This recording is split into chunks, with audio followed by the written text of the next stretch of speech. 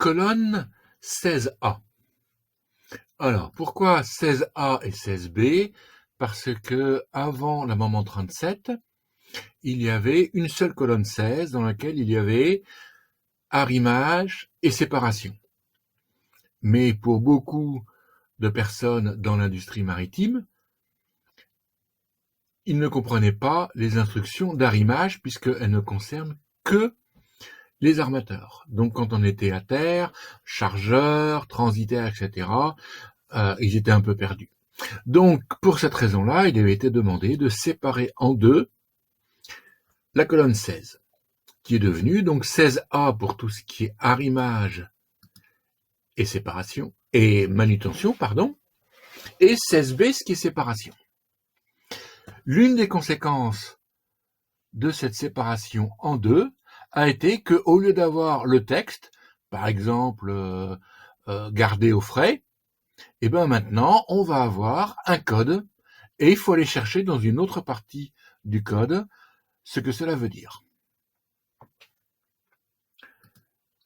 Alors, première chose, on voit catégorie D ou catégorie C, selon le produit, etc. On verra plus tard ce qu'est l'arrimage. La catégorie, c'est quoi? C'est ce qui nous permet de savoir si une marchandise peut aller en pontée obligatoirement ou si elle a le droit d'aller sous pont. Alors, où est-ce que ça se situe? Chapitre 7.1.3.2. Donc, allons-y dans la partie 7. Et on voit catégorie C, catégorie D. Alors, on va regarder la catégorie D. Et on voit, pour un navire de charge, ça sera en pontée seulement. Autrement dit, c'est une marchandise que l'on peut charger, mais on n'a pas le droit de la mettre sous pont. Et par contre, sur un navire passager, c'est une marchandise qui est carrément interdite. Donc voici un produit qu'on ne pourra pas charger sur un navire passager. Ensuite, on voit les remarques SW. SW venant de l'anglais stowage, c'est-à-dire arrimage. Donc, il s'agit de consignes d'arrimage que l'on va trouver la signification des qualifications au chapitre 7.1.5.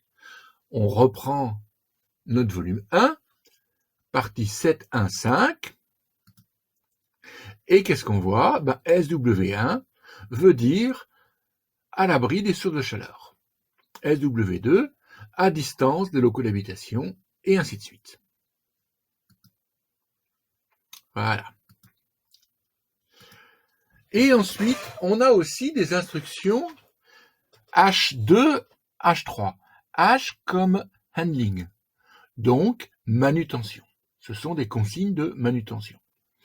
Et elles vont se trouver au chapitre 7.1.6.